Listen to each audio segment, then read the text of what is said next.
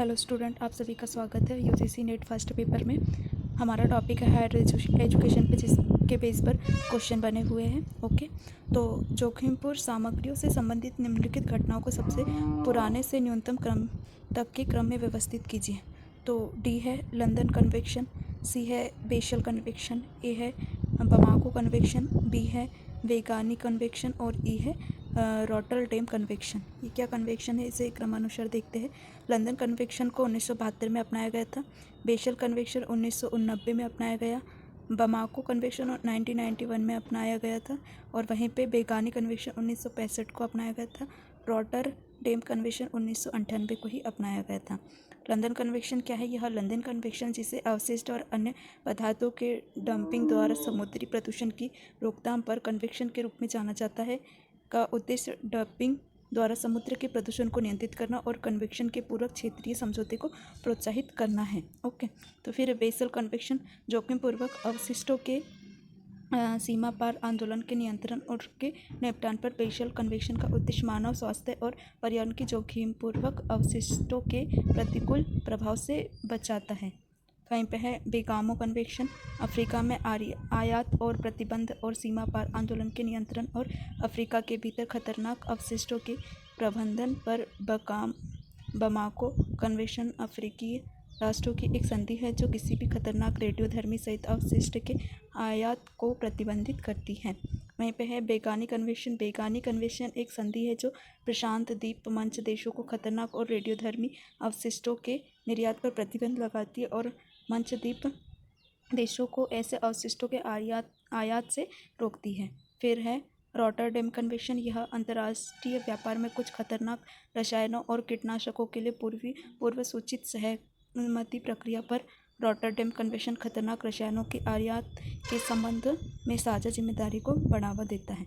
तो यह कन्वेंशन था जिसे हमें देखा। ओके, उसके बाद है गुणवत्ता आधार आश्रय पर यूजीसी के निम्नलिखित में से कौन से सुझाव है? तो है CDE। सी है कुल गुणवत्ता प्रबंधन प्रथाओं को अपनाना। डी है नवाचार और रचनात्मकता के माध्यम से गुणवत्ता को बनाए रखना।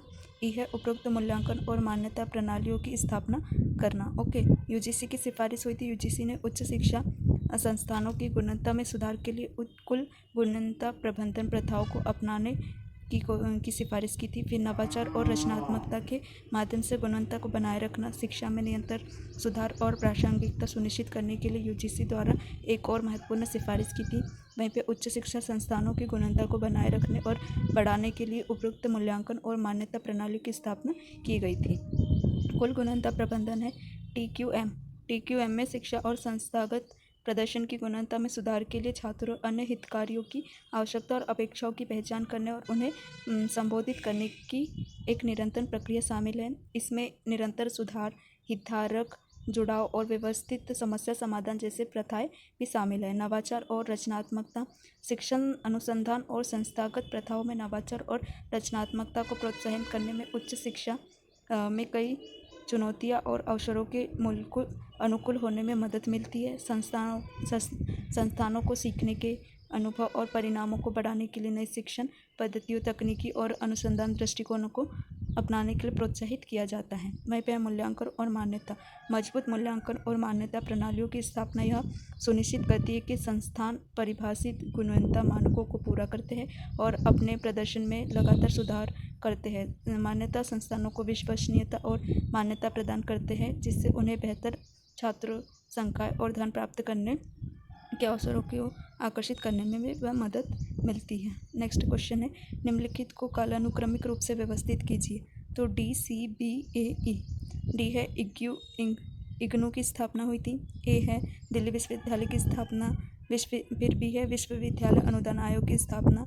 सी है NCERT की स्थापना और लास्ट में है पहला आएगा डी है इलाहाबाद विश्वविद्यालय की स्थापना।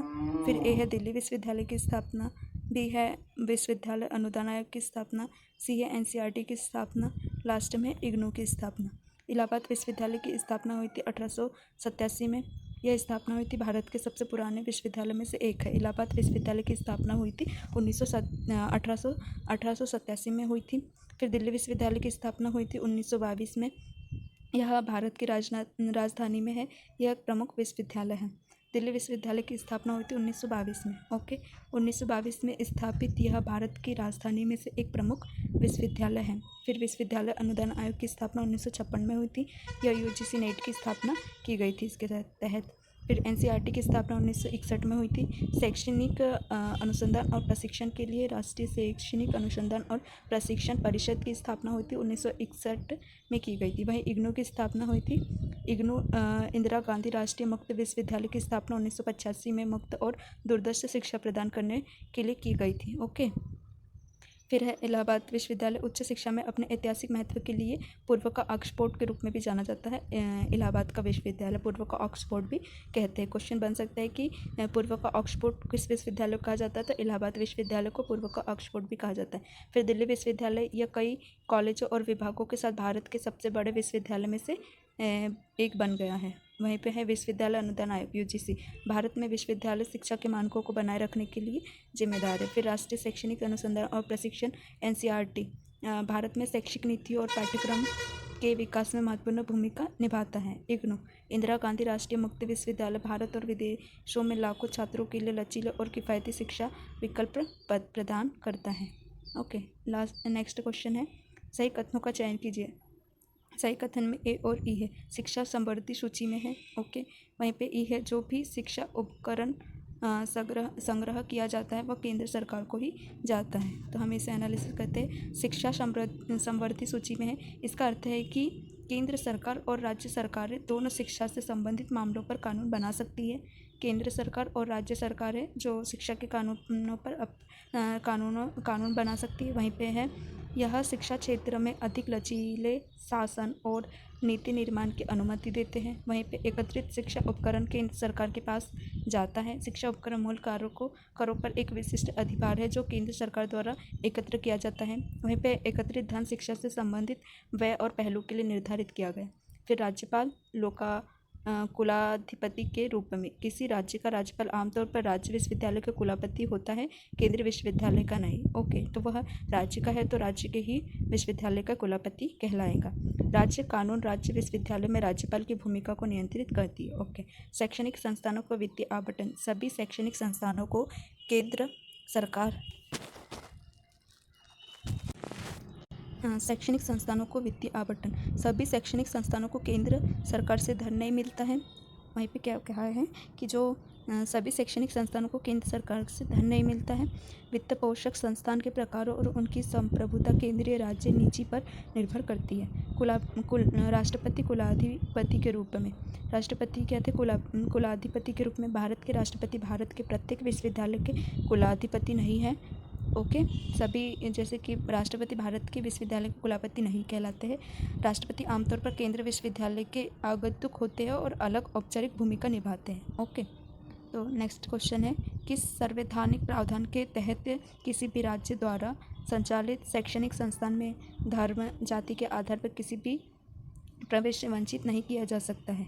तो आर्टिकल 15 क्या कहता है? शिक्षा के क्षेत्र में भारत संविधान का अनुच्छेद 15 धर्म जाति वर्ग लिंग या जन्म स्थान के आधार पर भेदभाव को प्रतिबंधित करता है। विशेष रूप से अनुच्छेद 15 एक सुनिश्चित करता है कि राज्य इसमें से किसी भी आधार पर किसी भी नागरिक के साथ भेदभाव नहीं करेगा।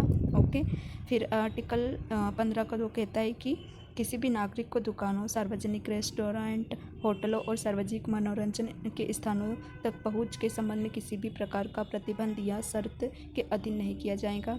वहीं पर आर्टिकल 15 का 4 कहता है कि राज्य को नागरिकों के किसी भी सामाजिक और शैक्षणिक रूप से पिछड़े वर्गों या अनुसूचित जातियों और अनुसूचित जनजातियों की उन्नति के लिए विशेष प्रावधान करने की अनुमति देता है। ओके, तो आर्टिकल क्या कहता है कि किसी भी शैक्षणिक संस्था में धर्म जाति के आधार पर किसी भी प्रकार से वंचित नहीं किया जाएगा। आर्टिकल 15 कहता है। वहीं पर आर्टिकल जीवन जीने का अधिकार के बारे में बात करता है। आर्टिकल 18 कहता है कि उपाधियों का अंत के बारे में दर्शाता है। वहीं पर आर्टिकल 30 अल्पसंख्यकों के शैक्षणिक संस्थानों की स्थापना और प्रशासन करने का अधिकार प्रदान करता है। यहीं पे यह सुनिश्चित करता है कि धर्म या भाषा के आधार पर सभी अल्पसंख्यकों को अपनी पसंद के शैक्षणिक संस्थानों की स्थापना और प्रशासन करने का अधिकार होगा। ओके, नेक्स्ट क्वेश्चन है, जनवरी 1857 में लॉर्ड कैनिंग द्वारा पारित अधिनियम ऑफ इनकॉर्पोरेशन में निम्नलिखित में से किस विश्वविद्यालय की स्थापना का प्रावधान किया? तो ए है कलकत्ता विश्वविद्यालय, सी है मद्रास विश्वविद्यालय और डी है बॉम्बे विश्वविद्यालय। अधिनियम ऑफ इनकॉर्पोरेशन जनवरी 1857 में लॉर्ड कैनिंग द्वारा पारित किया गया था। ओके, क्या किया था कि अधिनियम ऑफ इनकॉर्पोरेशन जनवरी में 1857 में लॉर्ड कैनिंग द्वारा पारित किया गया था। फिर कलकत्ता विश्वविद्यालय इस अधिनियम के तहत स्थापित विश्वविद्यालयों में से एक कलकत्ता विश्वविद्यालय था। ओके, मद्रास विश्वविद्यालय यह था, मद्रास विश्वविद्यालय स्थापित एक यह विश्वविद्यालय था। फिर बॉम्बे विश्वविद्यालय यह तीसरा विश्वविद्यालय था, बॉम्बे विश्वविद्यालय। फिर दिल्ली विश्वविद्यालय 1922 में स्थापित किया गया था। दिल्ली विश्वविद्यालय इस अधिनियम के तहत स्थापित नहीं हुआ था, लेकिन 1922 में स्थापित हो गया था। फिर ऐतिहासिक संदर्भ, अधिनियम ऑफ इनकॉर्पोरेशन के तहत विश्वविद्यालय की स्थापना ने औपनिवेशिक भारत में उच्च शिक्षा प्रणाली में एक महत्वपूर्ण विकास को चिन्हित किया था। इन विश्वविद्यालयों को लंदन विश्वविद्यालय के अनुरूप बनाया गया था तथा इसमें शिक्षण के बजाय मुख्य रूप से परीक्षा पर भी ध्यान दिया गया। वहीं पर कलकत्ता विश्वविद्यालय 1857 में स्थापित किया। कलकत्ता विश्वविद्यालय दक्षिण एशिया का पहला आधुनिक विश्वविद्यालय था। दक्षिण एशिया का कलकत्ता विश्व 1857 का था, पहला विश्वविद्यालय था। इसने बौद्धिक और राजनीतिक प्रवचन पर का केंद्र बनकर भारतीय स्वतंत्रता आंदोलन में महत्वपूर्ण भूमिका निभाई थी। फिर मद्रास विश्वविद्यालय 1857 में स्थापित मद्रास विश्वविद्यालय दक्षिणी भारत में उच्च शिक्षा के लिए एक महत्वपूर्ण संस्थान बन गया था।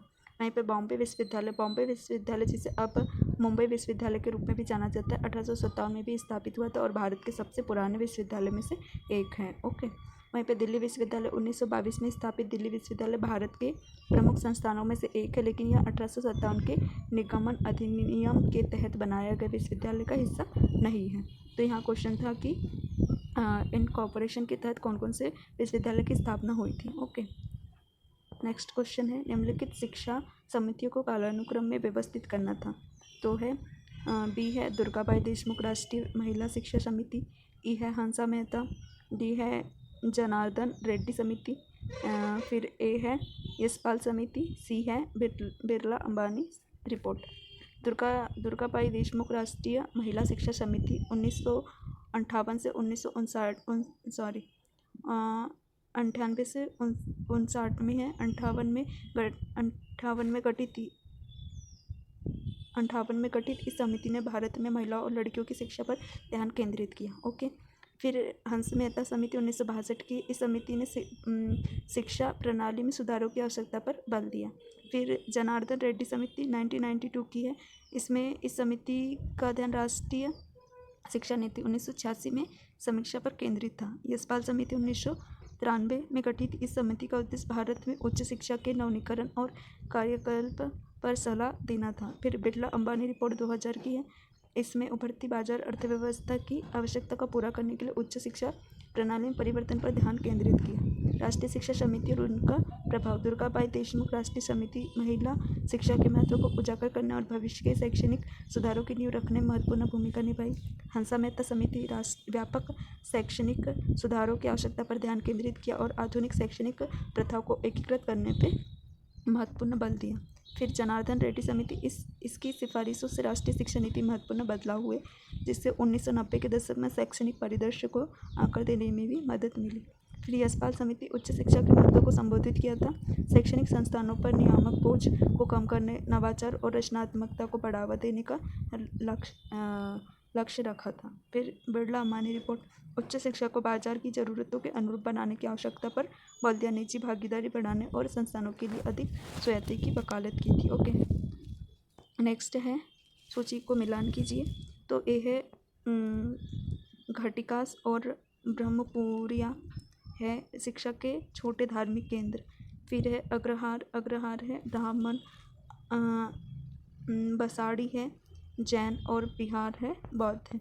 ओके, घटिकास और ब्रह्मपुरिया ये शिक्षा के छोटे धार्मिक केंद्र थे और अक्सर मंदिरों से जुड़े हुए थे। फिर है अग्रहार, ये ब्राह्मणों को दी गई भूमियों की बस्तियाँ अनुदान थी और अक्सर धार्मिक और शैक्षणिक उद्देश्यों के लिए जाने जाते थे। फिर बसाड़ी या जैन मंदिर या पूजा स्थान है, विशेष रूप से जैन धर्मों से जुड़ा है। फिर विहार ये बौद्ध मठ है जो शिक्षाओं के रहने और अपने धर्म का पालन करने और स्थान के रूप में उपयोग किया जाता है। तो बसाड़ी इकाई के लिए जैन के लिए, अग्रसर ब्राह्मणों के लिए, और ये घटिकास और ब्रह्मणी एक शिक्षा के लिए धार्मिक केंद्र थे। घटिकास और ब्राह्मणी एक प्राचीन भारत में धार्मिक और दार्शनिक शिक्षा के प्रचार के लिए महत्वपूर्ण थे। वे ऐसे स्थानों के रूप में कार्य करते थे जहाँ वैदिक ज्ञान और अन्य पारस्परिक शिक्षा दी जाती थी। फिर अग्रहार, ये अक्षर ब्राह्मणों को उनके निर्वाह और धार्मिक प्रथाओं को बनाए रखने के लिए प्रदान की जाने वाली करमुक्ति भूमि थी। उन्होंने ब्राह्मण समुदाय और उनकी विधवापूर्ण गतिविधियों को बनाए रखने में महत्वपूर्ण भूमिका निभाई। फिर बसाड़ी आमतौर पर कर्नाटक और महाराष्ट्र के कुछ हिस्सों जैसे महत्वपूर्ण जैन आबादी वाले क्षेत्रों में पाए जाते हैं। वे न केवल पूजा के स्थान के रूप में कार्य करते हैं बल्कि धार्मिक शिक्षा और सामुदायिक समारोह के केंद्र में भी कार्य करते हैं। फिर बिहार बौद्ध मठवासी व्यवस्था के अभिन्न अंग थे और अक्सर महत्वपूर्ण तीर्थ स्थलों के पास बनाए जाते थे। उन्होंने भिक्षुओं के लिए आवास और अध्ययन सुविधा प्रदान करने और बौद्ध धर्म के प्रचार के लिए केंद्र में भूमिका निभाई। ओके, नेक्स्ट क्वेश्चन है सही मिलान वाले युग्मों को चुनिए। तो है बी, सी और ई। बी है ICSSR सामाजिक शिक्षा अनुसंधान, सी है NMS चिकित्सा क्षेत्र में, और आर CI विशेष शिक्षा। तो ये तकनीकी शिक्षा है AICTE अखिल भारतीय तकनीकी शिक्षा परिषद भारत में तकनीकी शिक्षा की योग्यता बनाए और समन्वय करने के लिए जिम्मेदार है। यह शिक्षा से जुड़ी नहीं होती है। फिर है ICSSR सामाजिक विज्ञान अनुसंधान है। भारतीय सामाजिक विज्ञान अनुसंधान परिषद ICSSR भारत में सामाजिक विज्ञान में अनुदान को बढ़ावा देता है और यह सामाजिक विज्ञान में परियोजनाओं, फेलोशिप और अवसंरचना विकास के लिए अनुदान प्रदान करता है। NMC चिकित्सा शिक्षा भारत में चिकित्सा शिक्षा, व्यवसाय और विनिमय करने के लिए जिम्मेदार है। इसने 2020 में भारतीय चिकित्सा परिषद MCI की जगह ली थी। फिर है NCTE शिक्षण शिक्षा। यह शिक्षण शिक्षा के लिए भारतीय शिक्षा प्रणाली में मानकों, प्रक्रियाओं की देखरेख करने के लिए जिम्मेदारी है, तकनीकी शिक्षा से जुड़ी नहीं है। वहीं पे है RCI विशेष शिक्षा। भारतीय पुनर्वास परिषद विकलांग लोगों के लिए सेवा को नियमित करने और निगरानी करने के लिए जिम्मेदारी है। विशेष शिक्षा पेशेवरों के लिए प्रशिक्षित कार्यक्रम को मानकीकृत करता है। AICTE 1945 स्थापित। इसे 1927 में संसद में एक अधिनियम द्वारा वैधानिक दर्जा दिया गया। यह भारतीय संस्थानों में विशिष्ट श्रेणियों के अंतर्गत स्नातकोत्तर और स्नातक कार्यक्रम को मान्यता प्रदान करता है। वहीं पे है ICSSR 1969 में स्थापित किया गया था। इसका उद्देश्य सामाजिक विज्ञान अनुसंधान को बढ़ावा देना और समन्वय करना, समीक्षा करना। यह अनुसंधान परियोजनाओं, फेलोशिप और प्रकाशन कार्यक्रम को प्रायोजित और समर्थन करता है। NMSC यह अधिनियम 2019 के तहत गठित। इसका उद्देश्य गुणवत्तापूर्वक और सस्ती चिकित्सा तक पहुँच में सुधार करना था। इसका उद्देश्य समान और सार्वभौमिक व्यवस्था सेवा को बढ़ावा देना। NCET 1995 में स्थापित। इसका उद्देश्य शिक्षक शिक्षा प्रणाली को नियोजित और समन्वित विकास प्राप्त करना था। यह शिक्षण शिक्षा प्रणाली मापदंडों और मापदंडों को विनियमित और बनाए रखता है। RCI सामाजिक न्याय और अधिकारिता मूल्यांकन के तहत 1986 में स्थापित हुआ था। इसे विकलांग, वंचित और विशेष शिक्षा आवश्यकता की जरूरतों को पूरा करने के लिए पुनर्वास पेशेवरों और कर्मियों के प्रशिक्षण का काम सौंपा गया था। ओके।